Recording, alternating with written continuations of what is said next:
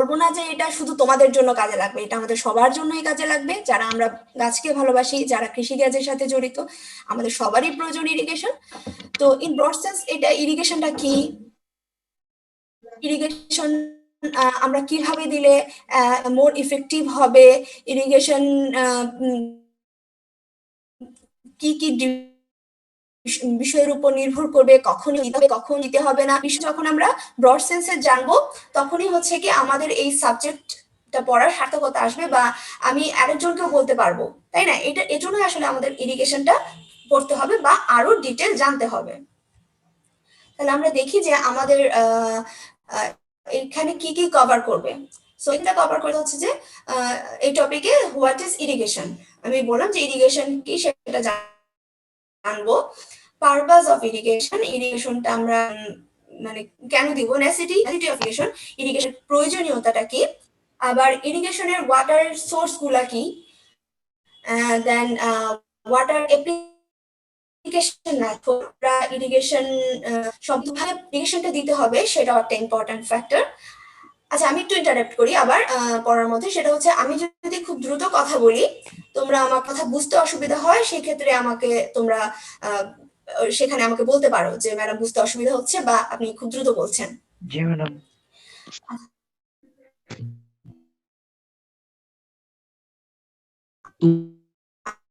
জি madam বলবো। আচ্ছা এরপরে হচ্ছে রিলেটেড, তারপর পরই আমরা এগুলা সলভ করে ফেলবো ইনশাল্লাহ। তারপর আমি যাই পরের স্লাইডে।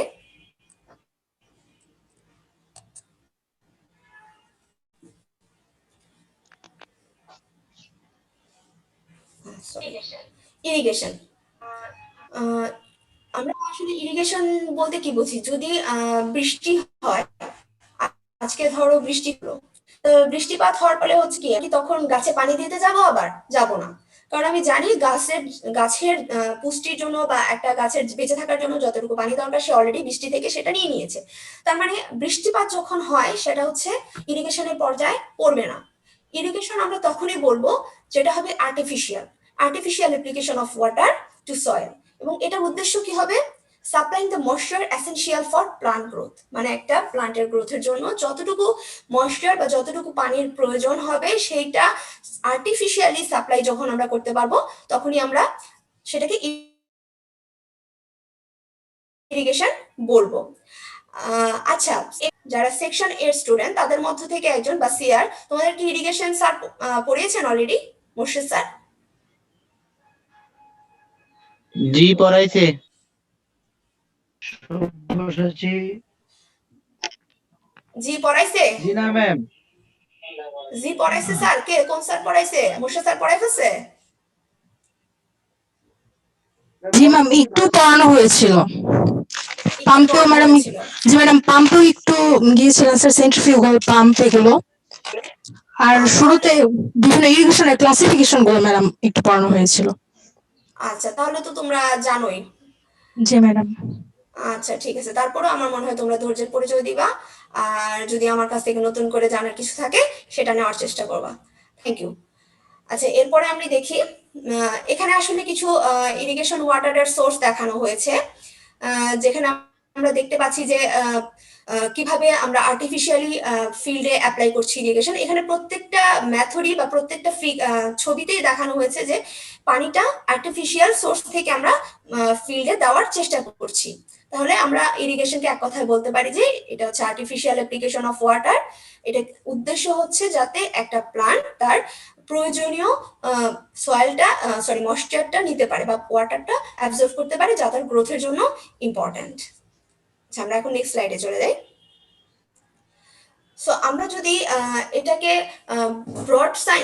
ব্রড সেন্সে বলি যে আসলে ইরিগেশনটা কি, তাহলে আমরা দেখতে পাবো যে ইরিগেশন আমরা ওইটাকেই বলবো যখন এই ইরিগেশন কিছু নির্দিষ্ট কিছু পারপাসকে ফলো করবে। যেমন add water to soil to supply the moisture essential for plant growth, এটা হচ্ছে প্রথম। যদি এইটাকে সে ফুলফিল করতে পারে তাহলে হচ্ছে আমরা মানে বলতে পারবো যে ইরিগেশন ইরিগেশন দেওয়ার একটা মানে এটা একটা মেইন পারপাস। তারপর হচ্ছে কি to provide crop insurance against short duration of drought. এখানে বলা হয়েছে যে অল্প সময়ে ধরো আমরা গাছে 2 দিন পানি দিলাম না, তাহলে কি হয় গাছের একটা ওই 2 দিন পানি না দেওয়ার ফলে গাছের মধ্যে একটা মানে স্বল্প সময়ে মানে ওই পানি শূন্যতা দেখা যায়। তখন আমরা গাছটাকে কি দেখি, আমরা কিন্তু এই ফিগারটার সঙ্গে মানে এই পিকচারটার সঙ্গে সবাই পরিচিত যে গাছ অনেক সময় নেতিয়ে পড়ে কিন্তু। তো এটাকে বলা হয় যে মানে সে পানি শূন্যতায় ভুগছে বা তার যতটুকু ময়েশ্চার দরকার তার গ্রোথের জন্য সেই প্রপার ময়েশ্চার সে পাচ্ছে না, এটাকে আমরা বলতে পারি যে শর্ট ডিউরেশন ড্রাফট। তো এই সময় আমরা কি করতে হবে, সে এই পারপাসটা ফুলফিল করছে কিনা সেটা হচ্ছে ইরিগেশন, মানে এই পারপাস আমরা ইরিগেশন এটাও মিটিগেট করবে। তারপরে হচ্ছে কুল দ্য সয়েল অ্যান্ড অ্যাটমসফিয়ার। এটা তো মানে বলার প্রয়োজন রাখে না যে ইরিগেশন বা পানি হচ্ছে মাটিটাকে বা যার সারাউন্ডিং টেম্পারেচার বা অ্যাটমসফিয়ারকে সে কি করে, কুল ডাউন করে। কুল ডাউন করলে আমি বলছি না যে একদম ঠান্ডা করে ফেলতেছে বা একদম মানে প্লান্টের সহ্য সীমার বাইরে না, সেটা এনভায়রনমেন্টের সাথে নির্ভর করবে। এনভায়রনমেন্টের টেম্পারেচারের সাথে সে একটা গাছকে যতটুকু আর্দ্রতা দরকার সেটা দিবে এবং টেম্পারেচার কন্ট্রোল করবে। Wash out or dilute the salts in the soil. আমার মনে হয় এটা তোমাদেরকে একটু বলা দরকার। সেটা হচ্ছে আমরা জানি যে স্যালাইনিটি প্রবলেম, যে স্পেশালি যে সমুদ্র উপকূলবর্তী এরিয়াগুলো আছে সেখানে হচ্ছে এই স্যালাইনিটি প্রবলেমটা অনেক বেশি। সো মানে আমাদের সাবসারফেস সয়েলে বা আপার সারফেস সয়েলে সল্ট লেয়ার থাকতে পারে বা মাটির সঙ্গে সল্ট মিশে থাকতে পারে। এক্ষেত্রে যখন তুমি ইরিগেশন দিবে বা ইরিগেশনের ওখানে ব্যবস্থা থাকবে তখন কি হয়, সল্টটা ধুয়ে আস্তে আস্তে মাটির সঙ্গে মানে পার্কুলেশন হয়, মানে নিচের দিকে মুভমেন্ট হয়ে যায় সয়েলের, সরি সল্টের। সল্টটা তখন কি হচ্ছে নিচে গিয়ে সেটা জমা হচ্ছে বা ডিপোজিট হচ্ছে। এই ক্ষেত্রে ইরিগেশন কোনো কোনো ক্ষেত্রে এই সল্ট ডাইলিউট করে গাছের বা এই স্যালাইনিটি দূর করতেও সহায়তা করে। and to soften the tillage pans. আমরা যখন জমিতে কি করি, চাষাবাদ করা হয়, যখন পাওয়ার টিলার বা ট্রাক্টর বা বিভিন্ন ধরনের আমরা এগ্রিকালচার মেশিনারি ইউজ করতেছি, তখন ওর একটা ওয়েট আছে এবং ওটা যখন আমরা সেই মেশিনারিটা যখন আমরা কন্টিনিউয়াসলি একটা ফিল্ডে ব্যবহার করি তখন কি হয়, মাটিটা আস্তে আস্তে শক্ত হতে থাকে, একটা টিলেস প্যান বলি তখন সেটাকে আমরা, সাবসারফেস সয়েলটা আস্তে আস্তে হার্ড হয়ে যায়। তো কি হবে যখন আমরা পানি দিব বা ইরিগেশন দিচ্ছি তখন ধীরে ধীরে সেই টিলেস প্যান গুলো সফটেন হচ্ছে। এর ফলে কি হবে যখন আমরা পরবর্তীতে আবার একটা টিলেস দিচ্ছি তখন কি আমরা মাটিটাকে সফট পাচ্ছি, এজন্য আমাদের চাষাবাদে সুবিধা হবে। তাহলে এই ছিল কিছু ইরিগেশনের পারপাস বা ইরিগেশন দেওয়ার ফলে এই পারপাস গুলো মিটিগেট হচ্ছে। এখন দেখি যে ইরিগেশনের আসলে প্রয়োজনীয়তাটা কি।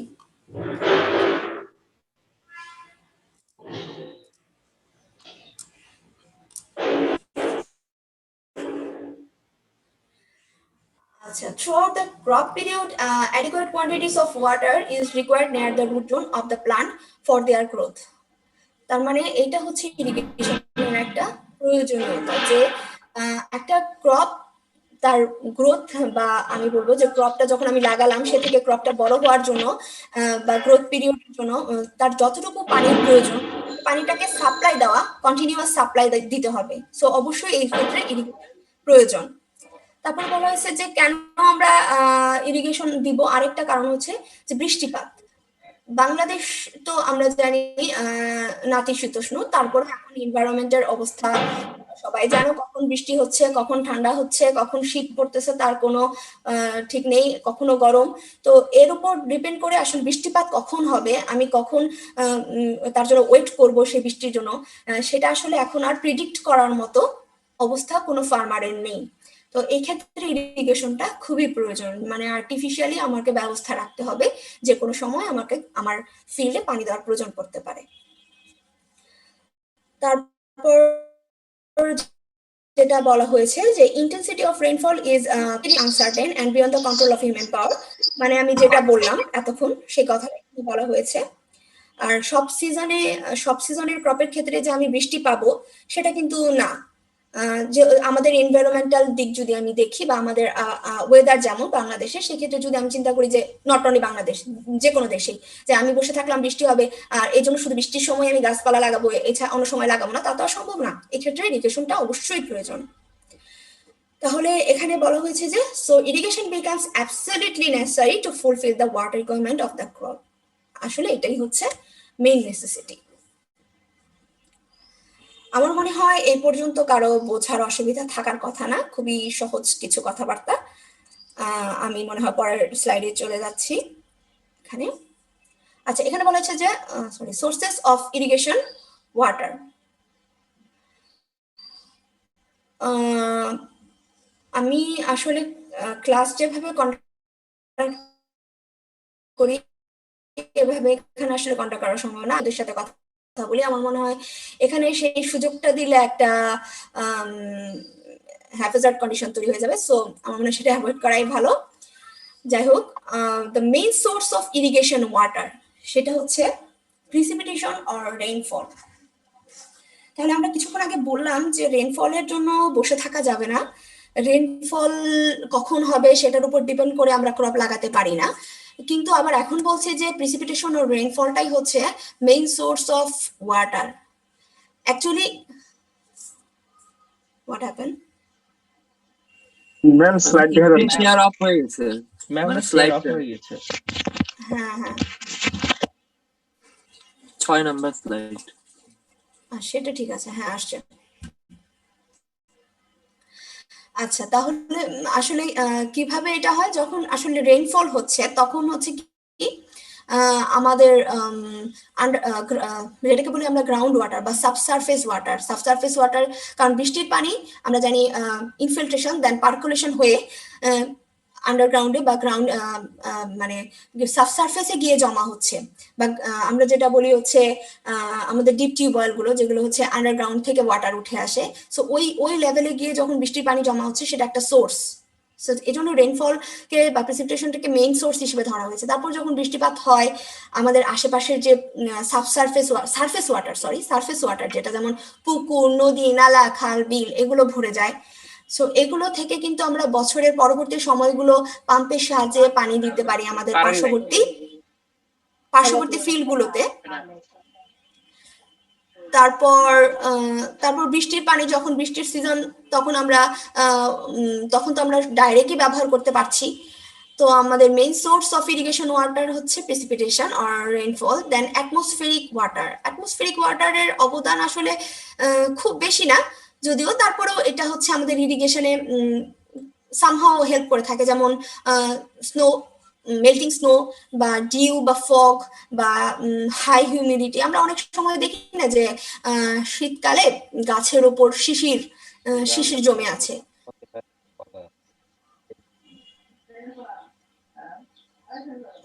সরি,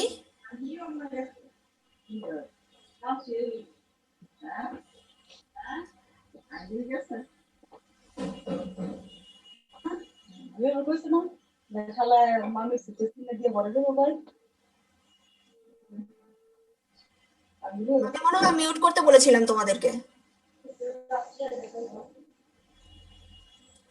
আচ্ছা, অ্যাটমসফেরিক ওয়াটার। এরপরে আসছে ফ্লাড ওয়াটার। ফ্লাড ওয়াটারটা কি? ফ্লাড ওয়াটার, আমরা সবসময় জানি যে ফ্লাড আমাদের জন্য খারাপ। অ্যাকচুয়ালি ফ্লাড সবসময় খারাপ না। কিছু কিছু অর্থে যদি সেটা ডিউরেশন কম হয় তাহলে সেই ফ্লাডগুলো কি করে, আমি শুধু ইরিগেশনের পারপাসে যদি বলি, সেটা হচ্ছে আমাদের কি আন্ডারগ্রাউন্ড ওয়াটার। আমি এদিকে আচ্ছা, মিউট করে নে। 1M উচ্চারণ করা যাচ্ছে না। সেকশনের আরেকটা ক্লাসে দেও।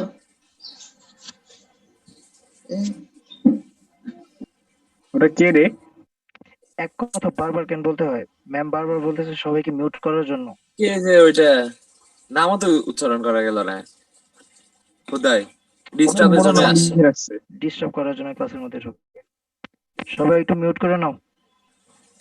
আচ্ছা, দেন ফ্লাড ওয়াটারও হচ্ছে যেটা অনেক সময় হচ্ছে যাই হোক ক্লাসের চলে যায়।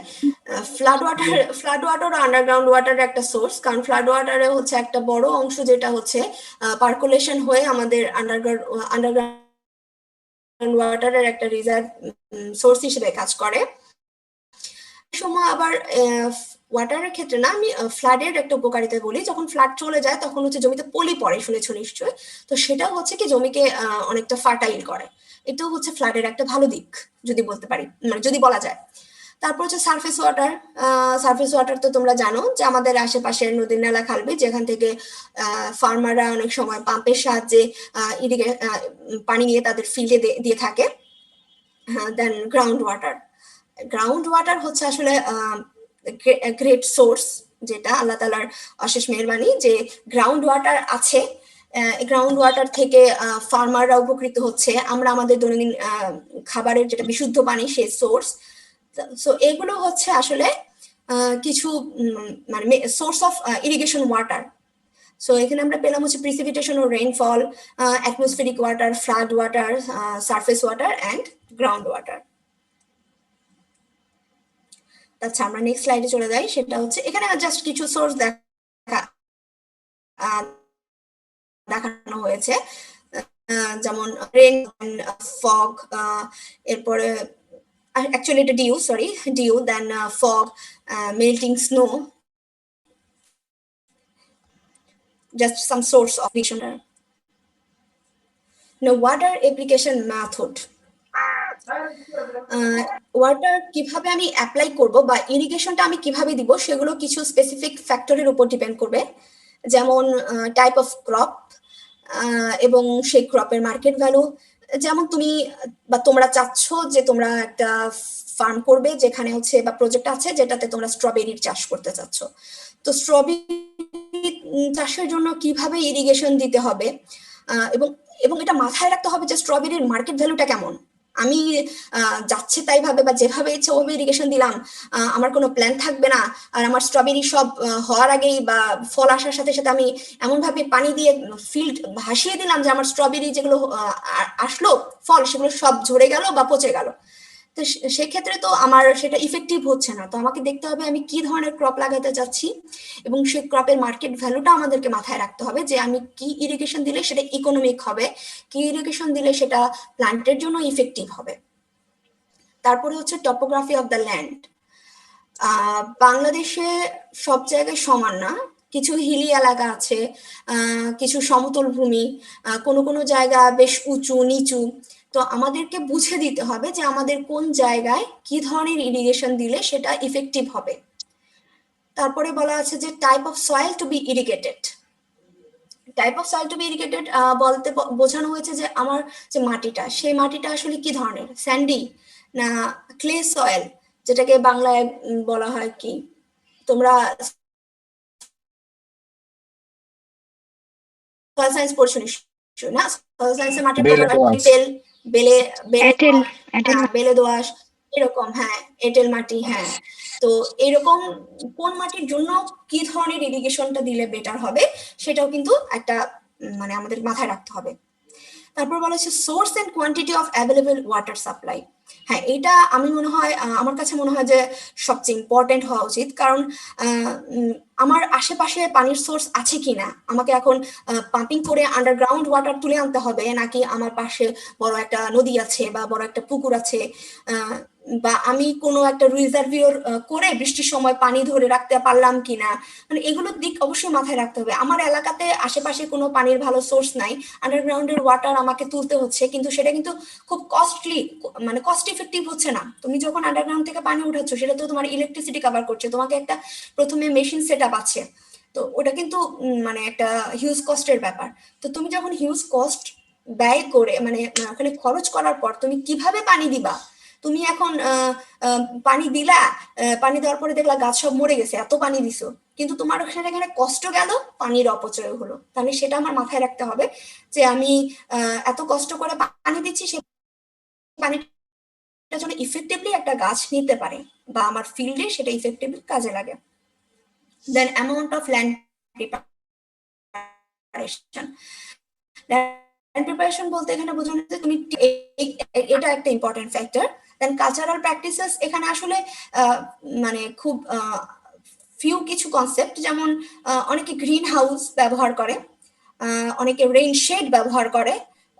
এই ক্ষেত্রে তাদের রেইন শেড যদি ব্যবহার করে, যেখানে টপিক্যাল রিজিয়ন যেখানে সবসময় বৃষ্টিপাত হচ্ছে, সেখানে যদি রেইন শেড ইউজ করা হয়, তাহলেও ইরিগেশনটা কিভাবে দিতে হবে? হ্যাঁ, তার পর্যাপ্ত পানি আছে, তার এজন্য সে রেইন শেড তৈরি করেছে, কিন্তু তারপরে সে পানিটা কিভাবে সে ইফেক্টিভলি দিবে রেইন শেডের ভিতরে, সেটা একটা তার কালচারাল প্র্যাকটিস। তারপর গ্রিন হাউসের ভিতরে ইরিগেশন সিস্টেমটা কেমন হবে, গ্রিন হাউসের ভিতরে কোন ক্রপ আছে, আসলে একটা আরেকটার সাথে জড়িত। তুমি যখন আমি চাই তোমাদের নিজেদেরও এরকম বড় এগ্রিকালচার ফার্ম হোক, তখন তোমরা নিজেরাও যাতে এই ব্যাপারগুলো বুঝতে পারো যে কার সাথে কিভাবে যাবে, এবং এই প্রত্যেকটা জিনিসই কিন্তু আবার একটা আরেকটার সাথে জড়িত সামহাউ। তার মানে ওয়াটার অ্যাপ্লিকেশন করার আগে আমাদের এই ধরনের এই সব দিকগুলো মাথায় রাখতে হবে, যে আমাকে কি কাজ করতে হবে, বা আমার জমি কেমন, আমি আমার কি ধরনের ক্রপ, তারপরে কি ধরনের সয়েল, পানির সোর্স আছে কিনা, এই সমস্ত জিনিসগুলো মাথায় রাখতে হবে। আচ্ছা, আমি এখন চলে যাচ্ছি নেক্সট স্লাইডে। এটা হচ্ছে কিছু water application method. Water application মেথডে এখানে আসলে মূলত মেইন 4 আমি দেখাচ্ছি, সেটা হচ্ছে surface, subsurface, drip and sprinkler. তোমরা ইন ব্রড সেন্স আসলে জানবা, সবগুলো সম্পর্কেই তোমাদের পরবর্তীতে জানার সুযোগ হবে, কিন্তু আমার মনে হয় যে ফার্ম মেকানিক্সে আমরা যে যতটুকু কভার করে থাকি, তার মধ্যে তোমাদের খুবই ব্রিফ কিছু ধারণা দেওয়া হয় মূলত এই চারটা সারফেস, সাবসারফেস, ড্রিপ এবং স্প্রিংকলার ইরিগেশন সম্পর্কে। আর তোমাদের পার্সোনাল ইন্টারেস্ট থেকে তোমরা বাকিগুলো তোমরা দেখে নিতে পারো, পড়ে নিতে পারো। আমি বলছি না যে তোমরা পড়বা না, অবশ্যই পড়বা, কারণ এগুলো তোমাদের নলেজকে ইনক্রিজ করবে, এবং জিনিসগুলো যে খুব কঠিন তা না, আমার মনে হয় তোমরা দেখলে বা পড়লে বুঝতে পারবা। ম্যাম ড্রিপ আর স্প্রিংকলার একটু বুঝাই দেন। ড্রিপ আর স্প্রিংকলারে আমি যাব, ডোন্ট ওয়ারি, আসছি আমি, ঠিক আছে। আচ্ছা, প্রথমে আমি চলে যাই সারফেস ইরিগেশন। সারফেস ইরিগেশন হচ্ছে in the surface method of irrigation, water is applied directly to the soil surface. তার মানে হচ্ছে সারফেস থেকে আমি ডিরেক্টলি ওয়াটারটা দিতে পারছি। ডিরেক্টলি বলতে এখানে এমন না যে আমি কোনো জাস্ট চ্যানেল কেটে দিলাম আসলো, অনেক সময় পাম্পও ব্যবহার করতে হতে পারে, কিন্তু আমার সোর্সটা হচ্ছে আমার হাতের কাছে কোনো মানে সারফেসেই আছে। from a channel that located at the upper reach of the field, মানে বললাম তো যে আমার যে পানির চ্যানেলটা বা পানির সোর্সটা সেটা আমার হাতের কাছে আছে, সেখান থেকে আমি লাইন কেটে দিয়ে বা চ্যানেল কেটে দিয়ে পানি আনতে পারি, বা পাম্প বসিয়েও পানি আনতে পারি। পাম্প বসিয়ে পানি আনলেও তো চ্যানেল কাটতে হবে, যাই হোক। তারপর বলা হচ্ছে water may be distributed to the crop in border strips, check basin, furrow. এগুলা আসলে হচ্ছে কি আমার ফিল্ডটা কেমন, আমি ফিল্ডটাকে কিভাবে তৈরি করেছি। যেমন প্রথম ফিগারটা দেখতে পাচ্ছ সবাই, যে এখানে দেখানো হচ্ছে কি এটা হচ্ছে মানে একটা বেসিন তৈরি করা হয়েছে, বা সরি এটা হচ্ছে এটা একটা লম্বা স্ট্রিপ তৈরি করা হয়েছে। এই স্ট্রিপ থেকে আবার ফারো বলতে হচ্ছে আপস অ্যান্ড ডাউনস। এই যে দেখছো আপস গুলোতে প্লান্ট লাগানো আছে, আর ডাউনসে হচ্ছে ক্যানেল, সেই ক্যানেলের মধ্যে দিয়ে পানি যাচ্ছে। তো এটা হচ্ছে আমি যদি বলি যে এটা হচ্ছে একটা স্ট্রিপ, একই সাথে সেখান থেকে আবার ফারোগুলোতে পানি চলে যাচ্ছে, ইরিগেশনের একটা মেথড। আর যদি বলি যে চেক বেসিন, তোমরা কখনো দেখেছো কিনা যে মানে এটা আমার অভিজ্ঞতা থেকে বলছি, আমি যখন ছোট ছিলাম তখন দেখতাম যে আমার বাড়িতে যখন আম গাছ লাগানো হতো, আম গাছ তখন বা লিচু গাছ, তখন সেই আম গাছ বা লিচু গাছের পাশে ঠিক এরকম একটা গোল বর্ডার টানা হতো। তারপর ব্যাপারটা আসলে এখানে তো দেখানো হয়েছে ব্রড সেন্সে, যেখানে একটা বড় চ্যানেল করা হয়েছে, সেই চ্যানেল থেকে সাব চ্যানেল গুলোতে পানি আসছে। কিন্তু আমি দেখতাম কি ছোটবেলা যে বাড়ির যে আম গাছ লিচু গাছগুলো তার চারপাশে গোল একটা রাউন্ড বর্ডার করে তার ভিতর পানি দেওয়া হয়েছে। তো এটাকে বলা হয় চেক বেসিন, বা একটা বেসিন তৈরি করে তার মধ্যে পানি দেওয়া। তো এগুলো সব আসলে সারফেস ইরিগেশনেরই কিছু ক্লাসিফিকেশন। সো আমি মনে হয় তোমাদেরকে বুঝাইতে পারছি যে আসলে সারফেস ইরিগেশনটা কি। জি ম্যাম। আচ্ছা, আমি নেক্সট স্লাইডে চলে যাচ্ছি। Subsurface irrigation. সাবসারফেস ইরিগেশন বলতে অ্যাকচুয়ালি যেটা বোঝায় যে water is carried below the general ground, either to feed the water table from where it flows up to the saturated root zone of the plant, or directly to the plant root through the drain or pipe. আচ্ছা, আমি মনে হয় তোমাদেরকে যদি একটা ফিগারের মাধ্যমে দেখাই সেটা বেশ মানে তোমার বুঝতে সুবিধা হবে। সেটা হচ্ছে তুমি যদি এখানে দেখো, এখানে দেখানো হচ্ছে যে এটা একটা প্লান্ট যার রুট জোনটা এভাবে বিস্তৃত, এবং আনস্যাচুরেটেড জোন কিছু আছে, ক্যাপিলারি ফ্রিঞ্জ বা আমি বলবো ক্যাপিলারি জোন। এখানে আসলে হচ্ছে মাটির পানিটা আছে, এবং এটা হচ্ছে স্যাচুরেটেড জোন। যে এই স্যাচুরেটেড জোন থেকে এই ক্যাপিলারি ফ্রিঞ্জের মাধ্যমে রুট যে পানিটা নিচ্ছে সেটা হচ্ছে আসলে ন্যাচারাল সাবসারফেস ইরিগেশন। মানে একটা রুট ন্যাচারালি যখন এই মাটির ভেতরের এই ক্যাপিলারি ফিঞ্জ গুলো দিয়ে খুব সহজে পানি টেনে নিচ্ছে তার যতটুকু প্রয়োজন তার গ্রোথের জন্য, তখন সেটা হচ্ছে ন্যাচারাল সাবসারফেস ইরিগেশন। কারণ এখানে আমাদের কোনো আর্টিফিশিয়াল কিছু দেওয়ার প্রয়োজনই পড়ে নাই, জাস্ট নিজেই সে পানির স্তর থেকে, পানির লেয়ার থেকে। এটা তোমরা জানো নিশ্চয়ই যে একটা রুট যখন সে বাড়তে থাকে তখন সে কিন্তু নিচের দিকে নামে, কারণ সে পানির সন্ধান করে, নিচে সে যেতে থাকবে যত দূর পর্যন্ত সে পানি না পাবে তত দূর। তো রুট যখন তার স্বভাব সুলভ পদ্ধতিতে যখন পানি আহরণ করছে সেটা হচ্ছে ন্যাচারাল সাবসারফেস ইরিগেশন। আর একটা প্লান্টের লিফ উপরের দিকে বাড়ে কারণ সে সূর্যের আলোর দিকে তার গ্রোথটা হয়, এটাকে বলা হয় আসলে ফটোট্রপিজম। তোমরা জানো কিনা আমি জানি না, এটাকে বলে ফটোট্রপিজম, কারণ এটা তার নেচার যে সে সূর্যের আলোর দিকে বাড়বে, এবং সূর্যের আলো দিকে বাড়বে, এবং সেই সাথে সে যেহেতু সূর্যের আলো তার খাদ্য তৈরির একটা উপকরণ। সো এগুলো হচ্ছে তার, আমি বললাম এটা থেকে এটা আসছে, আসলে এটা তোমাদের ইরিগেশনের সাথে রিলেটেড না, আমি এটা বোঝানোর জন্য যে রুটের কাজ হচ্ছে সে পানির সার্চ করবে, নিচে কতটুকু পানি আছে বা তার পুষ্টি খাদ্য উপাদান আছে সেই দিকে সার্চ করে, আর লিফ হচ্ছে উপরের দিকে বাড়বে, সে তখন তার উপরের যে পুষ্টি লেভেল বা যেখান থেকে সে নিতে পারবে সেটার দিকে সে সার্চ করে। আচ্ছা, তো এটা গেল। আর আরেকটা হচ্ছে আর্টিফিশিয়াল সাবসারফেস ইরিগেশন, সরি, হ্যাঁ, আর্টিফিশিয়াল সাবসারফেস ইরিগেশন। এটা কিভাবে, যখন তুমি একদম রুট লেভেলে গিয়ে, একটা প্লান্টের রুট লেভেলে গিয়ে, যেখানে দেখো রুট লেভেলে দেখানো হচ্ছে যে এখানে একটা পানির লাইন আছে, হয়তো এই পানির লাইনটা ছিদ্র করা আছে বা পারফোরেটেড, যে এখান থেকে সে কন্টিনিউয়াস পানি পাচ্ছে বা কোনোভাবে, বা এটাকে এমন ভাবে দেওয়া আছে যে এটা চুয়ে চুয়ে সবসময় রুট লেভেলে সেটা ময়েস্ট রাখতেছে, বা এখান থেকে সোক করতেছে, মাটিটা ভেজা, রুট এখান থেকেই পানিটা সোক করে নিচ্ছে। তো এটাকে আমরা বলবো কি আর্টিফিশিয়াল সাবসারফেস ইরিগেশন। তার মানে এক্ষেত্রে আসলে এক্ষেত্রে কি হচ্ছে, এক্ষেত্রে দু ধরনের হতে পারে, যে রুটটা খুব সহজেই পানি পেতে পারে, অথবা আমরা এখানে একটা সোর্স তৈরি করে দিলাম। তার মানে এখানে আমি শেষ করলাম যেটা হচ্ছে সাবসারফেস ইরিগেশন। এটাই বলা হয়েছে যে saturated root zone of the প্লান্টে পানি কোনোভাবে পৌঁছে দিতে হবে, অথবা ডিরেক্টলি প্লান্ট সেটা নিবে। এবার চলে আসি স্প্রিংকলার ইরিগেশনে, বা sprinkler, one of the another method of irrigation, সেটা হচ্ছে স্প্রিংকলার। স্প্রিংকলার বলতে আমি আসলে বোঝাবো যে কাইন্ড অফ স্প্রে, অথবা বৃষ্টির মতো বলতে পারো, যে আর্টিফিশিয়াল রেইনফল। সাধারণত এখানে বলা হচ্ছে sprinkler irrigation water is spread into the air through a sprinkler nozzle and allowed to fall on the land surface in a uniform pattern at a rate less than the infiltration rate of the soil. মানে normally পানিতে, normally আমরা মাটির উপর যদি পানি দেই তাহলে সেই পানিটা যত দ্রুত মাটিতে ঢুকে যাবে, ইনফিল্ট্রেট হবে। মানে হচ্ছে ইনফিল্ট্রেশন মানে হচ্ছে যে সারফেস থেকে পানি সাবসারফেসে যাওয়ার যে প্রসেসটা, সেটা হচ্ছে মানে ঢোকার প্রসেসটা, সেটা হচ্ছে ইনফিল্ট্রেশন। এই ইনফিল্ট্রেশন রেটের থেকেও এই স্প্রিংকলার ইরিগেশনের যে পানির রেটটা থাকবে সেটা হচ্ছে কম থাকবে। এতে কি হবে, পানির লসটা কম হয়, মাটিতে পড়ে যে পানির লসটা, সেই লসটা কম হয়। তো স্প্রিংকলার হচ্ছে আসলে স্প্রের মাধ্যমে, একটা স্প্রে নজলের মাধ্যমে গাছে পানি ছেটানোর পদ্ধতি। কিন্তু স্প্রিংকলার ইরিগেশন সব জায়গায় কিন্তু প্রযোজ্য না, কারণ এটা হচ্ছে একটা লার্জ মেইনটেনেন্সের প্রয়োজন, এর জন্য হচ্ছে ইনিশিয়াল অনেক কস্ট লাগবে তোমার।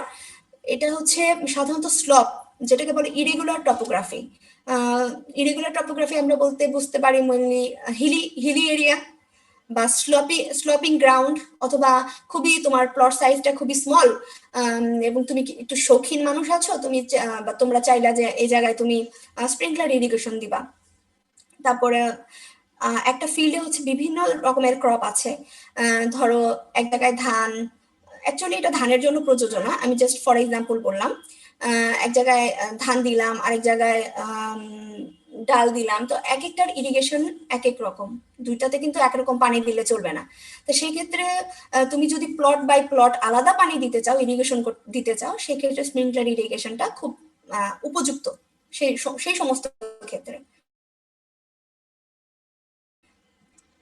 ইরিগেশনটা হচ্ছে এরকম যে এটা হচ্ছে একটা স্প্রে নজল থাকবে, সেটা তুমি ফিল্ডে এভাবে লাইক রেইনফলের মতো দিবা, এবং এক্ষেত্রে তুমি কন্ট্রোল করতে পারবা পানির যে স্প্রেটা যে যাচ্ছে সেই স্প্রের অ্যামাউন্টটা বা স্প্রের কি বলবো রেটটা, সেই রেটটা তুমি কিন্তু কন্ট্রোল করতে পারবা, কারণ ওখানে অবশ্যই একটা কি থাকবে, কন্ট্রোলার থাকবে, কন্ট্রোলারটাকে ঘুরিয়ে তুমি পানির পরিমাণ কমিয়ে দিতে পারবে, বাড়িয়ে দিতে পারবে যখন যেমন প্রয়োজন। সো এটা একটা আসলে খুবই কন্ট্রোলড, কিন্তু এর ইনিশিয়াল কস্ট অনেক বেশি হবে, কিন্তু এবং সব জায়গার ক্ষেত্রেও প্রযোজ্য না, তোমার যেখানে প্রযোজ্য তুমি সেখানে ইউজ করতে পারবা। তো এই হলো স্প্রিংকলার ইরিগেশন। দেন আমরা চলে যাই ড্রিপ ইরিগেশন। ড্রিপ ইরিগেশনের ক্ষেত্রে আমি তোমাদেরকে একটু বলতে চাই যে আমার পার্সোনাল অভিজ্ঞতা, যে আমি ছোটবেলায় দেখতাম যে গ্রাফটিং করা, যেটাকে বলা হয় কলম করা, বোঝো তো এটাকে, বার্ডিং এগুলো করছো নাকি তোমরা? হ্যাঁ হ্যাঁ, এই ক্ষেত্রে আমরা দেখতাম কি যে ওই গাছের ওই যে জায়গাটাতে ওই ইয়া করা হয়েছে, গ্রাফটিং করা হচ্ছে, সেই জায়গাটাতে মানে প্যাঁচানো থাকতো তো, এবং তার উপরে ফোঁটা ফোঁটা পানি, স্যালাইন, যে আমরা যে বডিতে স্যালাইন ইনজেক্ট করি, সেই স্যালাইনের পাইপ দিয়ে ড্রপ ড্রপ পানি আসতো। তো এটা কিন্তু kind of drip irrigation, drip ইরিগেশনের একটা পদ্ধতি বলতে পারি, বা drip irrigation. So drip irrigation তোমার বা তোমার যে জায়গায় তুমি এখন ফোটা নেই, এটাকে বলবো আমরা ড্রিপ ইরিগেশন। অ্যাকচুয়ালি ড্রিপ ইরিগেশনটা হচ্ছে তোমার সেই সমস্ত জায়গায় প্রয়োজন, যে সমস্ত অভাব বা স্কারসিটি থাকবে পানির, এবং অ্যাকচুয়ালি এটা করলে কি হবে, একদম তো তুমি রুট জোনেই পানি দিচ্ছ, তোমার তো অন্য কোথাও পানিটা নষ্ট হচ্ছে না। তো এই ক্ষেত্রে বিভিন্ন ধরনের লস থেকে তুমি মুক্ত হচ্ছ, যেমন বিভিন্ন ধরনের যেমন কনভেনশনাল লস, যেমন ডিপ পার্কুলেশন হবে না, মানে পানিটা এমনি আসছে রুট জোনে, রুট সেখান থেকে ডাইরেক্ট পানিটা নিয়ে নিচ্ছে, এটা একদম ভেতরে চলে যেয়ে নষ্ট হওয়ার কোনো ওয়ে থাকবে না, রান অফ হবে না, গড়িয়ে যাওয়ার তো প্রশ্নই আসে না। তারপর সয়েল ওয়াটার ইভাপোরেশনের, এখানে ইভাপোরেশনের পার্সেন্টেজটাও কমে যাবে। এগুলো খুব একটা ইয়া না, তোমরা পড়ে নিও, সমস্যা নেই, আমি মেন কনসেপ্টটা দিতে পেরেছি। এখানে দেখো যে ড্রিপ ইরিগেশনটা কিভাবে দেওয়া হচ্ছে, এই যে প্রত্যেকটা গাছের গোড়ায় এভাবে দেখো ড্রপলেট আকারে, ছোট ছোট ড্রপ, পানির ড্রপ আকারে দেওয়া হচ্ছে, এবং এটাও তুমি কিন্তু মেনটেন করতে পারবা, যে তুমি একটা গাছের গোড়ায় ঘন্টায় কত ফোঁটা পানি দিচ্ছ, এটা কিন্তু খুব সহজে মেনটেন করা যাবে। তবে আমি বলবো এটাও হচ্ছে আসলে কি, ড্রিপ ইরিগেশনটাও কিন্তু আসলে কস্ট ইফেক্টিভ না, এক্ষেত্রে তোমাকে দেখতে হবে যে তোমার ক্রপটার মার্কেট ভ্যালু কেমন, ওটা বিক্রি করে তুমি কি ধরনের ইনকাম করতে পারবে, সেটার উপর তুমি আগে তোমাকে ইনভেস্ট করতে হবে। মূলত আমি দেশের বাইরে দেখেছি যে স্ট্রবেরি গাছে ড্রিপ ইরিগেশন করতে। এছাড়াও আমার মনে হয় যে কিছু হাই ভ্যালু ক্রপে ড্রিপ ইরিগেশন বা ওয়াটার স্কারসিটি যে সমস্ত এলাকায়, সে সমস্ত এলাকায় ড্রিপ ইরিগেশনটা ব্যবহার করা হয়ে থাকে। আচ্ছা, তাহলে গেল ড্রিপ এবং স্প্রিংকলার ইরিগেশন। একজন কোশ্চেন করেছিল যে ড্রিপ আর স্প্রিংকলার ইরিগেশনটা একটু জানতে চাই, আমার মনে হয় তুমি তোমার অ্যান্সার মোটামুটি পেয়েছো। জি ম্যাম, বুঝতে পেরেছি। আচ্ছা, এরপরে হচ্ছে ওয়াটার রিকোয়ারমেন্ট অফ ক্রপ। আচ্ছা, কয়টা বাজে, টাইম কত? Water requirements by crop vary with the type and variety of the crop. Obviously, water requirement এটা হচ্ছে ক্রপের টাইপের উপর অবশ্যই নির্ভর করবে, এবং consumptive use or evapotranspiration is the best index of how much water will be need to supplied by irrigation for good crop production. So এখানে আসলে একটা গাছের কতটুকু ওয়াটার রিকোয়ারমেন্ট বা পানির প্রয়োজন সেটা হচ্ছে বের করার কিছু প্যারামিটার আছে, কিন্তু এক্ষেত্রে আমাদেরকে জানতে হবে একটা গাছ কতটুকু কনজাম্পটিভ ইউজ, মানে গাছ কতটুকু কনজাম করতে পারে। এবং আমরা জানি যে আমরা যখন একটা ফিল্ডে ইরিগেশন দিচ্ছি সেক্ষেত্রে একটা গাছ কি পুরোটা নিতে পারে না। কি হয়, কিছু পানি মাঠে গড়িয়ে চলে যায় মাঠের বাইরে, লাইক কি যেন বলে চৌধুরী জাফরুল্লাহ শারাফাত, বল গড়িয়ে মাঠের বাইরে, ওরকম পানি গড়িয়ে মাঠের বাইরে। তারপরে হতে পারে রান অফ পার্কুলেশন বলতে বা ডিপ পার্কুলেশন বলতে বোঝায় কি যে স্যাচুরেটেড রুট জোন থেকে আমার সয়েলের ভিতর, আমি তোমাদের একটা ফিগার দেখিয়েছিলাম, সরি আমি আবার ওখানে ফিরে যাই। হ্যাঁ, এখানে ডিপ পার্কুলেশন হলে অনেক সময় হবে কি যে পানিটা রুট জোন থেকেও নিচে নেমে চলে আসবে। এক্ষেত্রে কি হবে, এক্ষেত্রে হচ্ছে এই ওয়াটারটা লস হচ্ছে, এই ওয়াটারটা আর রুট সেটা নিতে পারছে না, এই ক্ষেত্রে হচ্ছে কিছু লস হচ্ছে কারণ এটা আমার রুট জোনের বাইরে। আর এরপরে ইভাপোরেশন হতে পারে। ইভাপোরেশন কেমন, যখন আমি পানিটা দিলাম ফিল্ডে তখন রোদের তাপে পানিটা বাষ্প হয়ে উড়ে যায়, সেটা হচ্ছে ইভাপোরেশন। আবার প্লান্ট কি করে আমরা জানি, রুটের মাধ্যমে পানিটা প্লান্টের বডিতে আসে। প্লান্টের বডিতে বলতে পাতা, পত্ররন্ধ্র যে কোষগুলো আছে সেই কোষগুলোতে পানি জমা থাকে। তারপর বডি সেল, কিছু গাছের বডিতে যে সেলগুলো থাকে সেখানে পানি এসে জমা হয়ে থাকে। তো এই পানিগুলো কিন্তু অনেক সময় সূর্যের তাপে উড়ে যায়। আচ্ছা, তোমরা কি বলতে পারবা যে কেউ একজন যে এই যে প্লান্ট তার রুটের মাধ্যমে ওয়াটার তার বডিতে পৌঁছে দিচ্ছে, এখানে কোন টিস্যু তাকে হেল্প করতেছে? Vascular tissue. হ্যাঁ, ভাস্কুলার টিস্যু, জাইলেম।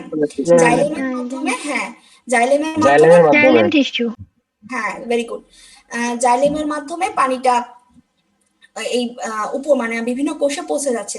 তো এটার একটা পরীক্ষা যদি তোমরা করো, যদি তুমি গাছের পাতাটাকে যদি একটা পলিথিন দিয়ে মুড়িয়ে রাখো কিছুক্ষণ, তখন দেখবা যে ওই পলিথিনের গায়ে কিছু মানে ঘামের মতো মানে পানি।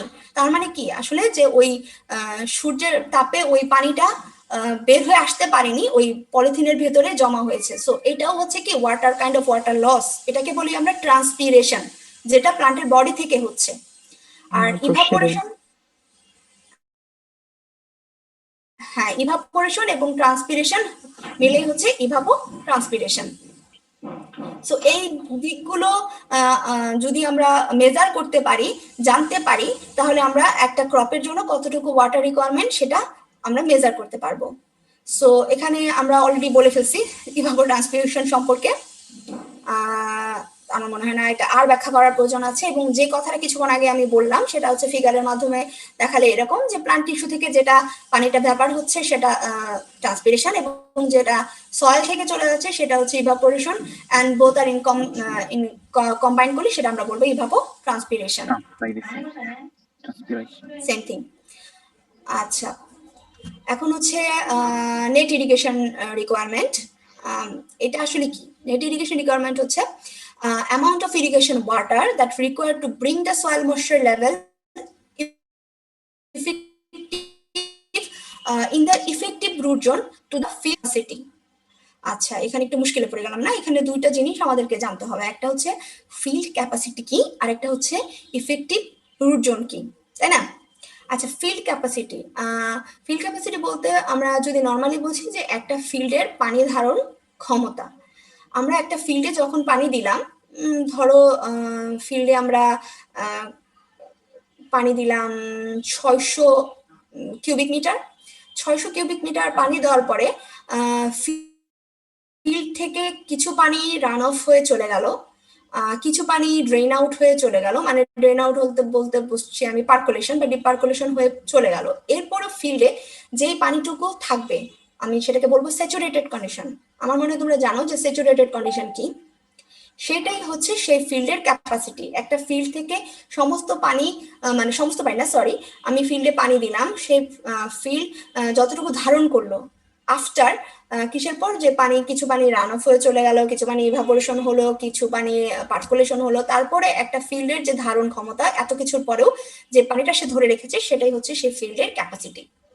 আর ইফেক্টিভ রুট জোন বলতে আসলে হচ্ছে এটাকে আমরা বলবো যে রুট জোন বা এটাকে একটা ডেপথ বলতে পারি, সয়েলের ডেপথ, যেই ডেপথটাতে পানি রুটের জন্য অ্যাভেলেবল, এটা হচ্ছে কাইন্ড অফ একটা ডেপথ, সয়েল ডেপথ, যেই ডেপথের পানিটা হচ্ছে সেই রুটের জন্য অ্যাভেলেবল, এই জন্যই বলা হয়েছে ইফেক্টিভ রুট জোন।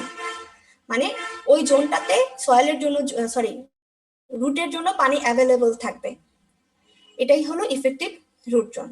তাহলে আমার মনে হয় আমরা ক্লিয়ার হতে পেরেছি যে এখানে নেট ইরিগেশন রিকোয়ারমেন্টটা কি এবং আসলে ইফেক্টিভ রুট জোন এবং ফিল্ড ক্যাপাসিটি এই দুইটা টার্ম কিভাবে আসলো। তারপরেও আমরা নেট ইরিগেশন রিকোয়ারমেন্ট বের করার জন্য একটা ফর্মুলা ইউজ করে থাকি, সেটা হচ্ছে QT = CAD। সো এখানে সি হচ্ছে একটা কনস্ট্যান্ট এবং বাকিগুলো কি আমি আসছি পরবর্তীতে দেখাবো তোমাদেরকে। তো আমরা আগে জানলাম যে নেট ইরিগেশন রিকোয়ারমেন্টটা কি, এবার আমরা জানবো ইরিগেশন রিকোয়ারমেন্টটা কি। গ্রস বলতে তো আমরা বুঝি, গ্রস হচ্ছে টোটাল, আর নেট বলতে বোঝায় গাছের যতটুকু দরকার। এখানে বলা হচ্ছে total amount of water applied through irrigation is termed as gross irrigation requirement.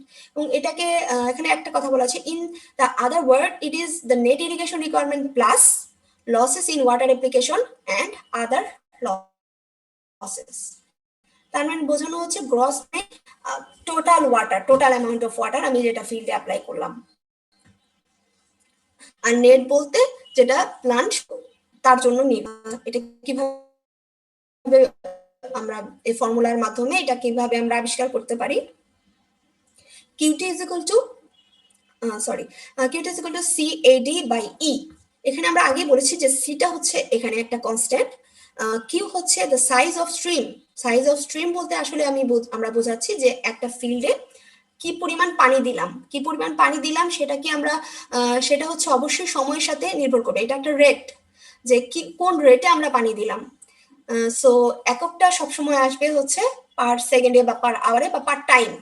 তো টি হচ্ছে time required to irrigate the area, A হচ্ছে এখানে এরিয়া বা ফিল্ডের সাইজ বা ফিল্ডের এরিয়া বোঝানো হচ্ছে। ডি হচ্ছে depth of irrigation required in the field, irrigation ডেপথটা কতটুকু, এবং এখানে ই হচ্ছে water use efficiency in decimal. যাই হোক এটা দেওয়া থাকবে, এটা পার্সেন্টেজ হিসেবে দেওয়া থাকবে। ম্যাডাম কিউ দ্বারা কি বুঝালেন আরেকবার একটু? ও কিউ হচ্ছে স্ট্রিম সাইজ বা তুমি কি পরিমাণ পানি দিচ্ছ, মানে এটা একটা রেট, মানে তুমি কত সময় কতটুকু পানি দিচ্ছ। এটা কি উৎসের সাইজ ম্যাম? উৎসের এটা হ্যাঁ উৎসের সাইজও হতে পারে, আবার একটা স্টোর এতটুকু পানি স্টোর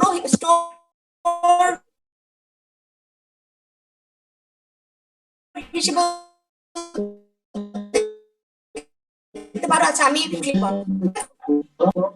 এই ম্যাথ গুলো করার জন্য তোমাদের এই চার্টটা মুখস্থ রাখতে হবে। আচ্ছা আমরা একটু মিউট করি, আই থিংক খুব ইম্পর্টেন্ট একটা বিষয়। Azad one two minute madam, thank you. আমি করব।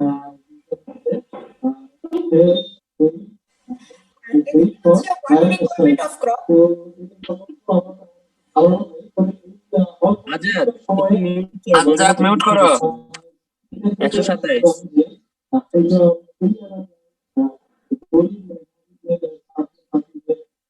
এই ক্লাস অন করে চলে গেছে বাইরে উঠতে।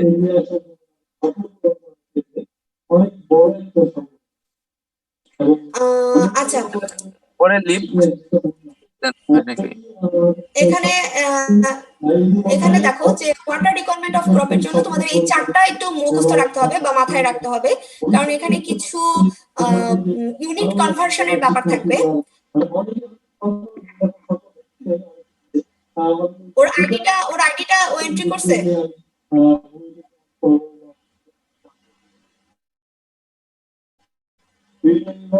ক্লাস অন করে চলে গেছে মনে হয়। মেবি ওই ক্লাসে ঢুকে ফোন রেখে চলে গেছে। ম্যাম আপনি ইয়া করে মিউট করে দেন, তাই তো হবে। আমি মিউট করতে পারছিলাম না ওই সময়, ওই ম্যাম জন্যই অফিসে ক্লাস থেকে বের করে দিতে পারেন। Ma'am okay just okay ma'am class থেকে লিভ নিয়ে নেন। ডিস্টার্ব হচ্ছে আমার জন্য ক্লাস। মাইকের সাউন্ড আসছে, মনে হয় কোনো অনুষ্ঠানে গেছে, সবাই গেছে নাকি? আচ্ছা দেখি কি করা যায়। তোমরা কি এমনি আমারটা শুনতে পাচ্ছ কথা? ও জি ম্যাম, আপনারটা শুনতে পাচ্ছি, কিন্তু দুইটা ম্যাম একদম না আপনার কথা শুনতে পাচ্ছি।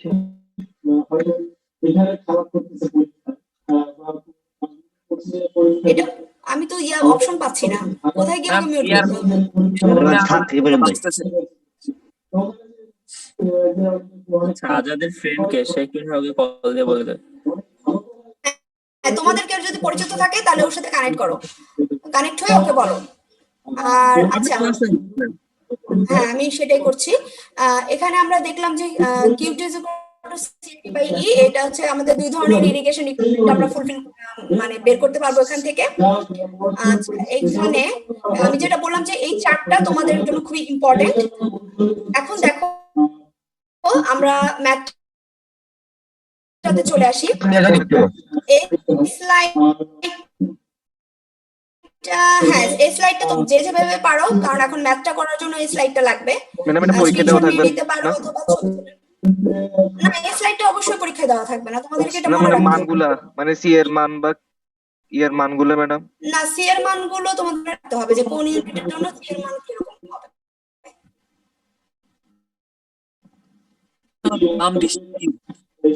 পাম্প ডিসচার্জটাই হচ্ছে তোমার স্ট্রিম সাইজ। চারটা মনে হয় মানে আমি কতটুকু পানি দিলাম, পানি দেওয়ার জি ম্যাম, রেটটা। ম্যাথগুলো ম্যাম পরে এখানে ক্লাসে বলতে ভালো। সিইউ ফিট পার সেকেন্ড এটা কি বোঝাচ্ছে? এটা হচ্ছে কিউবিক ফিট পার সেকেন্ড। আর ম্যাডাম জিপিএম টা কি? জিপিএম দেখো লেখা আছে গ্যালন পার মিনিট। ও গ্যালন পার মিনিট, সরি দেখিনি, খেয়াল করিনি। ম্যাম এগুলা কি একর? এরিয়াগুলো হচ্ছে হেক্টরে এবং একরে। ম্যাম আজকে এই পর্যন্ত রাখা যায় না ম্যাম, অনেকে আজকে ম্যাথটা দেখতে যাচ্ছে না ম্যাডাম। স্লাইড এই পর্যন্ত থাক ম্যাম, সলিউশন অন্যদিন করি। না আমার মনে হয় যে আজকে ক্লাস এইটা শেষ করতে হবে আমাকে। ম্যাডাম ম্যাথটা করাই দেন, সুবিধা হবে। হ্যাঁ অবশ্যই সাবজেক্টটা কি মিলিমিটার পার হেক্টর? কোনটা?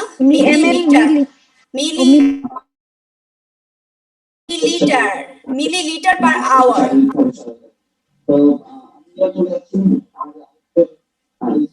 আমি বলেছি যে এটা হচ্ছে একটা রেট, মানে অবশ্যই এখানে টাইম থাকবে। হ্যাঁ টাইম ঘন্টায় দাও, এটা সমস্যা নাই, এটা আসলে একটা মিস্টেক হয়ে গেছে, সবগুলো আওয়ারই আছে। আওয়ারকে তুমি এইচ হিসেবে লিখতে পারো, এইচ আর হিসেবেও লিখতে পারো, সমস্যা নাই।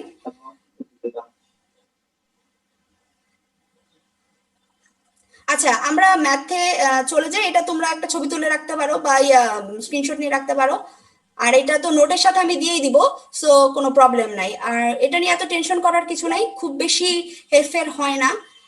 যদি কারো ইচ্ছা হয় হার্ড কোশ্চেন করার জন্য তখন একটু দিতে পারে, কিন্তু এটা তো তোমাদেরকে বলাই আছে যে এটা তোমাদেরকে মাথায় রাখতে হবে। হ্যাঁ এখন আমরা ম্যাথটাতে চলে যাই। তোমরা আগে আমার মনে হয় সলিউশনের দিকে না গিয়ে তোমরা দেখো যে এখানে কি কি প্যারামিটার গুলো দেওয়া আছে। A stream of 115 liters per second is used to apply 130 hectare millimeters of water per hectare to a 3.5 hectare field. How long it take? That's mean how long it take to irrigate the field. ঠিক আছে, তাহলে এখানে দেখো একটা stream size, আমি যেটা বলেছি যে পানি কি পরিমাণ পানি দিচ্ছি, তো স্ট্রিম সাইজটা কি বলা হয়েছে যে 115 লিটার দেওয়া হচ্ছে প্রতি সেকেন্ডে, এটা একটা রেট হিসেবে আমরা কাউন্ট করব। তাহলে আমার কিউ এর মানটা আমরা পেয়ে গেলাম, এখানে কিউটা পেলাম 115 লিটার পার সেকেন্ড। ঠিক আছে, ইয়েস ম্যাম। আচ্ছা এরপরে আমরা যাই যে বলা হচ্ছে যে এটা ব্যবহার করা হচ্ছে বা অ্যাপ্লাই করা হয়েছে 130 হেক্টর মিলিমিটারস অফ ওয়াটার পার হেক্টরে। তার মানে এটা হচ্ছে কি আমাদের ডেপথটা বা আমাদের ওয়াটার যে যতটুকু ওয়াটার আমাদের ইরিগেট করতে হবে, যে ডেপটুকু সয়েলের যে ডেপটুকু আমাদের ইরিগেট করতে হবে সেই ডেপটা দেওয়া হচ্ছে, সেটা হচ্ছে 130 হেক্টর পার হেক্টরে। তাহলে তুমি এখান থেকে বের করতে পারো যে আসলে কত মিলিমিটার। হেক্টর এখান থেকে চলে যাবে, কারণ এত হেক্টর মিলিমিটার পার হেক্টরে যেহেতু, সেখান থেকে আমার ডেপটা হচ্ছে কত, আসলে 130 মিলিমিটার।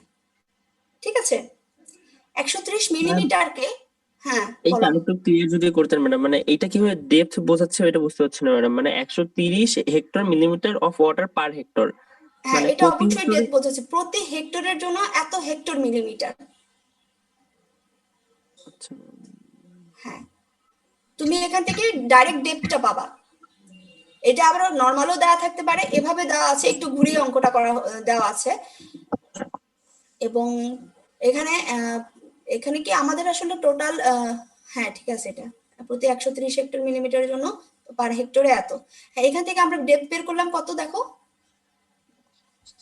এই যে 130 হেক্টর মিলিমিটার পার হেক্টর থেকে আমরা ডেপথ বের করলাম 130 13 মিলিমিটার। সেন্টিমিটার। হ্যাঁ, এখান থেকে আমাদের এখানে চলে যাই আমরা, যে আমাদের লিটার পার সেকেন্ডে আছে যেহেতু পাম্প ডিসচার্জ, সেহেতু আমরা এখানে ডেপথটা রাখতে পারি সেন্টিমিটারে। সেন্টিমিটার। হ্যাঁ আর সিটা হলো 28 ধরবো।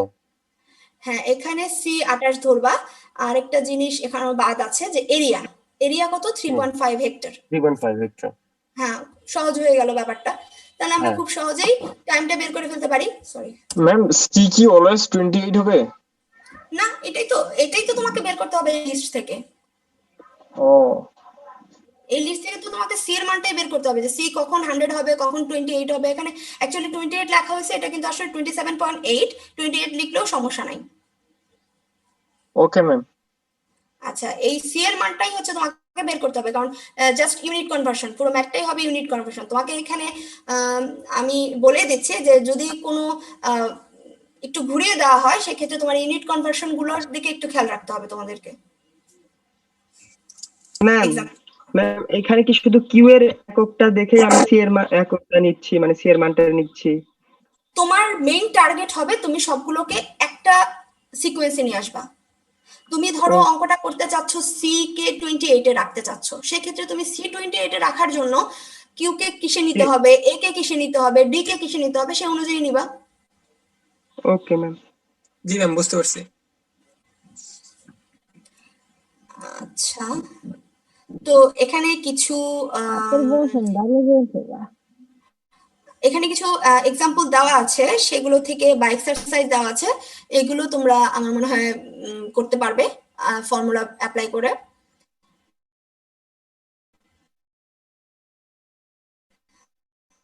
জি ম্যাডাম। তোমরা সবাই স্ক্রিনশট নিয়ে রাখো, কারণ আমি তোমাদেরকে তোমাদের কাছে না কি ম্যাডাম, রেকর্ডিংটা আপনি না চলে পাঠালে যাবে? আসবে না।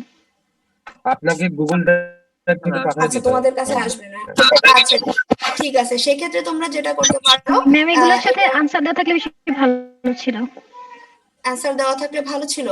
তোমরা আগে করো। আমার মনে হয় তোমাদেরকে স্যাররা কোনো অ্যাসাইনমেন্টের ব্যাপারে কিছু বলেছেন? না ম্যাডাম। না ম্যাম। না ম্যাম। আচ্ছা, আমি নেক্সট ক্লাসে তোমাদের অ্যান্সার গুলো অ্যাড করে দিব এখানে, তোমরা আমার মনে হয় বাসায় ট্রাই করো। আর এটা স্ক্রিনশট নিয়ে রাখো সবাই, এটার একটা। জি ম্যাম। ওকে ম্যাম, পিডিএফটা কি পাওয়া যাবে? সরি, ম্যাম পিডিএফটা। পিডিএফ আমি তোমাদের লেকচার নোটই দিয়ে দিব এটার, মানে পিডিএফ হোক বা ওয়ার্ড ফাইল হোক, যেটাই হোক, আমি এটা দিয়ে দিব। তোমাদের কারো একজনের ইমেল অ্যাড্রেসটা আমাকে দিবা, তারপর সে কিভাবে সার্কুলেট করবা সেটা তার ব্যাপার। আমি একজনের কাছে ম্যাম দিয়ে দিব। আমাদের যে সিআর আছে, মানে ওর কাছে কি ম্যাম আজকে দিয়ে দিতে পারবেন নাকি ম্যাম ক্লাসের শেষে আরো 2-3টা ক্লাসের পরে? আমার নাম হচ্ছে মাহাজাবিন কবির। ম্যাডাম ক্লাসের আজকের মধ্যে পিডিএফ ফাইলটা দিয়ে দিন, তাহলে সবার সুবিধা হবে। আজকের মধ্যে পিডিএফ ফাইলটা দেওয়া যাবে না, কারণ এটা হচ্ছে অনেক বড় একটা চ্যাপ্টার, আমি চাচ্ছি একসাথে দিতে। আচ্ছা, একে যদি ভাগ করে দেওয়া যায়, জি ম্যাডাম, ওইটা একটু ভাগ করে দেখেন। একটু দেখান যাবে? সরি, কিসের? স্লাইড নাম্বার 18টা। 18? হ্যাঁ, ম্যাডাম শুধু লেখাটা, এই যে পিক বাদে। জি ম্যাডাম, হয়েছে, থ্যাংক ইউ।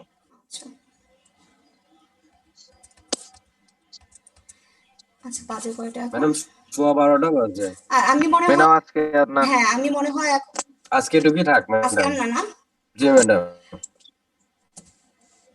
তো ম্যাম একটা প্রশ্ন ছিল ম্যাম, হ্যাঁ বলে শর্ট ডিউরেশন ড্রাফট কি?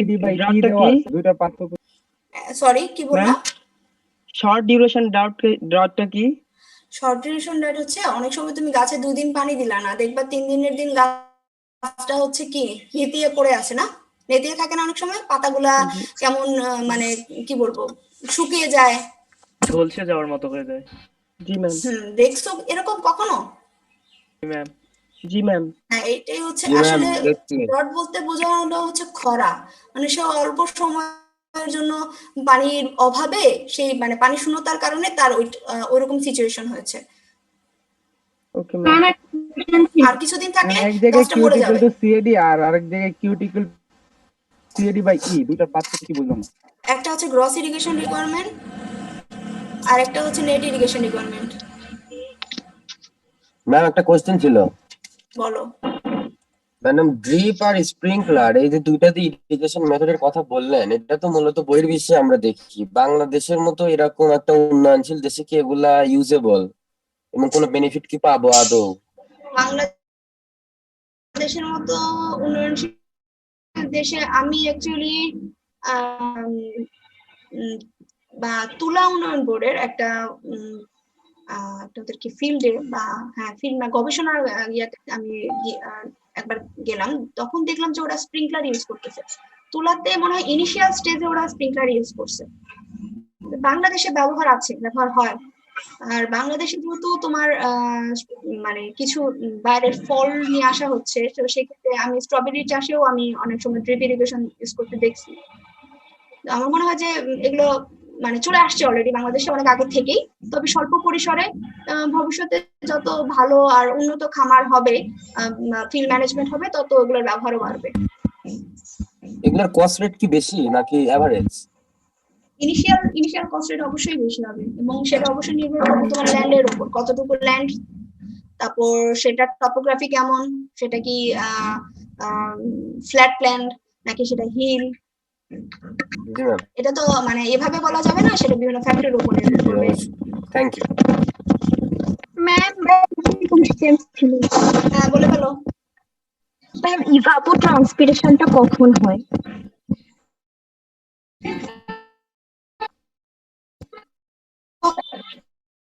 কখন হয়? একসাথেও হতে পারে, একসাথে না হয়। তোমার কি মনে হয়, তোমার সেন্স কি বলে? একটা গাছ থেকে যখন রোদ ওঠে তখন কি তখন যদি ওই মাঠের মধ্যে কোনো গাছ না থাকে তাহলে শুধু ইভাপোরেশনই হবে। যখন পানির উপর থেকে ধরো একটা পুকুর থেকে যখন পানি বাষ্প হয়ে উড়ে যাচ্ছে তখন কি হচ্ছে? ইভাপোরেশন হচ্ছে। কিন্তু যখন আমার বাগানের মধ্যে একটা গাছও আছে, সেই গাছের সঙ্গে পানিও আছে মাটিতে, তাহলে কি হবে? তখন একসাথে দুটাই হবে। হ্যাঁ এটা বোঝার বিষয় যে আমি এখন একটা পুকুরের সেন্সে চিন্তা করতেছি, তাহলে শুধু ইভাপোরেশনই হচ্ছে। আমি এখন আমার ফিল্ডের আমার বাগানের হিসেবে চিন্তা করতেছি, তাহলে ইভাপো ট্রান্সপিরেশন হচ্ছে। অথবা মাটি এমন গাছ যে মাটিতে সূর্যের আলো পৌঁছাতেই পারতেছে না, তাহলে কি হবে? শুধু ট্রান্সপিরেশন হচ্ছে। ম্যাম সাবসারফেস ইরিগেশন আর ড্রিপ ইরিগেশনের মধ্যে মেইন তফাৎটা কি হবে ম্যাম?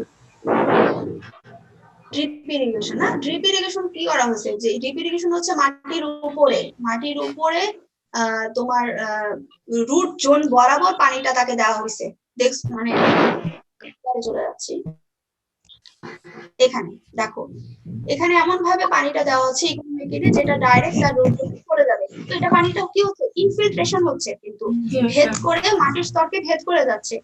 আর সাবসারফেসে কি ছিল? সাবসারফেসে মাটির নিচে হচ্ছে। হ্যাঁ, পানির লাইনটা ছিল মাটির নিচে, মানে ডাইরেক্ট রুট জোনের ভেতরেই পানির ব্যবস্থা করে দেওয়া। তাহলে ম্যাম তাহলে আসলে এই ক্ষেত্রে ম্যাম সুবিধাটা কি পাচ্ছি? ড্রিপে কি সুবিধা পাচ্ছি আর সাবসারফেসে, মানে দুইটাতেই তো আমরা রুট জোনেই দিচ্ছি, একটা মাটির উপরে আর একটা মাটির নিচে।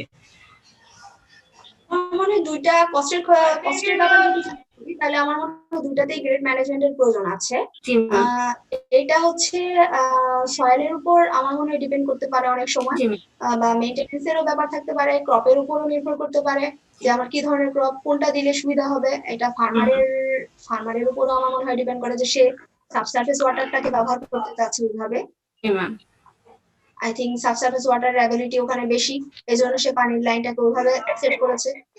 আর কারো যদি সারফেস ওয়াটারটার সোর্সের অ্যাভেলেবিলিটি বেশি থাকে, তাহলে সে সেই ক্ষেত্রে ডিপটা ইউজ করছে। আচ্ছা ঠিক আছে। ম্যাম ডিপ ইনফিল্ট্রেশন আর হচ্ছে লিচিং এর মধ্যে ডিফারেন্সটা কি? ইনফিল্ট্রেশন আর লিচিং,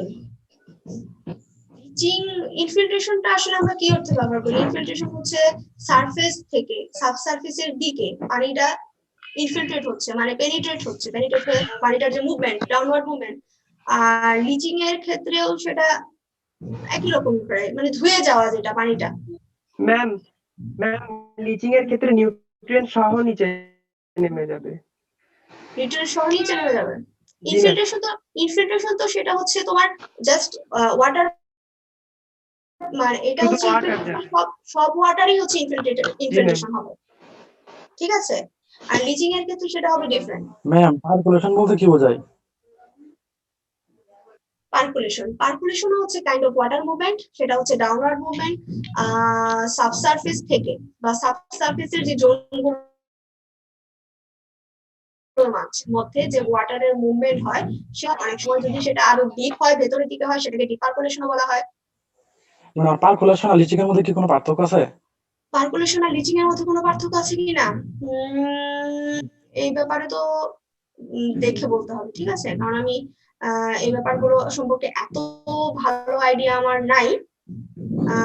তবে লিচিং এ যেটা হয়, যেটা তোমার ফ্রেন্ড বললো, যে লিচিং এর ক্ষেত্রে যেটা হয় নিউট্রিয়েন্ট সহ যায়, কিন্তু পার্কুলেশনের ক্ষেত্রেও তো একই রকমই হওয়ার কথা, যে নিউট্রিয়েন্ট সহ সেটা নিচের দিকে চলে যাওয়ার কথা। এটা আসলে পার্কুলেশনটা ডিপেন্ড করে হচ্ছে তোমার সয়েলের যে পোরগুলা আছে না, সেই পোরগুলার গ্রোথ হয় বা পার্কুলেশন হয়। লেন্সগুলা কিন্তু মোটামুটি একই রকম, কথাগুলো বা টপিকগুলো কিন্তু মোটামুটি একই রকম হয়। তুমি দেখবা কোনো জায়গায় সার্চ করলে ওটাকে পার্কুলেশন হিসেবে দেখাচ্ছে, কোনো জায়গায় সার্চ করলে লিচিং, কোনোখানে ডিপ পার্কুলেশন, টার্মগুলো মোটামুটি একই রকম। 12:30 বেজে যাচ্ছে, শেষ করে দেন। ম্যাম একটা কোশ্চেন ছিল।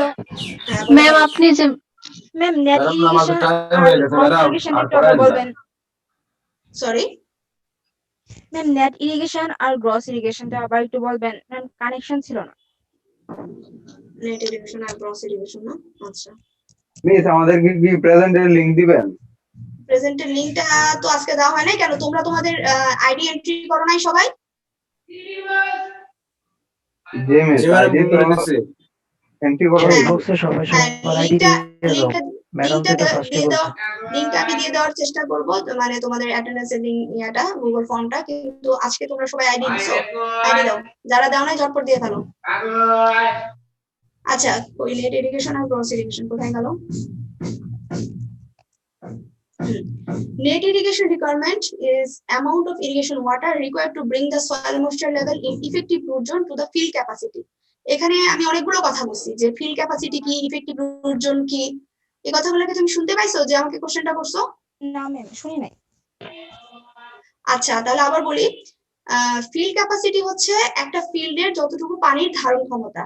সে ধারণ ক্ষমতাটা কখন হবে? যখন পানি ড্রেন আউট হয়ে চলে গেল, বা রান অফ হলো, বা পানি পার্কুলেশন হলো, বা ইনফিল্ট্রেশন হলো, হওয়ার পরে এবং ইভাপোরেশন হয়ে গেল। এরপরে একটা ফিল্ড যতটুকু পানি ধারণ করে রাখবে সেটাই হচ্ছে তার ফিল্ড ক্যাপাসিটি বা স্যাচুরেটেড কন্ডিশন। আর ইফেক্টিভ রুট জোন হচ্ছে সয়েলের একটা ডেপথ, যে ডেপথে পানি থাকাটা বা পানি থাকলে সেটা রুটের জন্য অ্যাবজর্ব করা অ্যাভেলেবল হবে। তো নেট ইরিগেশন রিকোয়ারমেন্ট হচ্ছে সেই ইরিগেশনটাই যেটা হচ্ছে কি bring the soil moisture to field capacity, মানে সয়েল ময়েশ্চারটা মূলত আমি বলতে পারি ফিল্ড ক্যাপাসিটিতে থাকবে এবং একটা প্লান্টের রুটের জন্য অ্যাভেলেবল থাকবে, সেটাই হচ্ছে নেট ইরিগেশন। আর গ্রস ইরিগেশন হচ্ছে টোটাল, মানে একটা ফিল্ডে কতটুকু পানি দিলাম তার সাথে বিভিন্ন লস হতে পারে, যেমন পানি গড়িয়ে বাইরে চলে যেতে পারে, তারপরে পার্কুলেশন হয়ে সেটা নিচে চলে যেতে পারে, মানে রুট জোন থেকেও নিচে, যেখানে আর রুট সেটা ধরতে পারবে না। এগুলো সমস্ত ধরনের লস এবং যে পানিটা একটা ফিল্ড ক্যাপাসিটিতে আছে সব মিলিয়ে যেটা, সেটাই হচ্ছে গ্রস ইরিগেশন রিকোয়ারমেন্ট। বুঝতে পারছি? ওকে, ঠিক আছে। তাহলে আমার মনে হয় আমি এখন শেষ করে দিচ্ছি। হ্যাঁ আমার স্লাইডটা দেখাবেন? কোন স্লাইডটা? 5 নাম্বার স্লাইডে একটু দেখাবেন?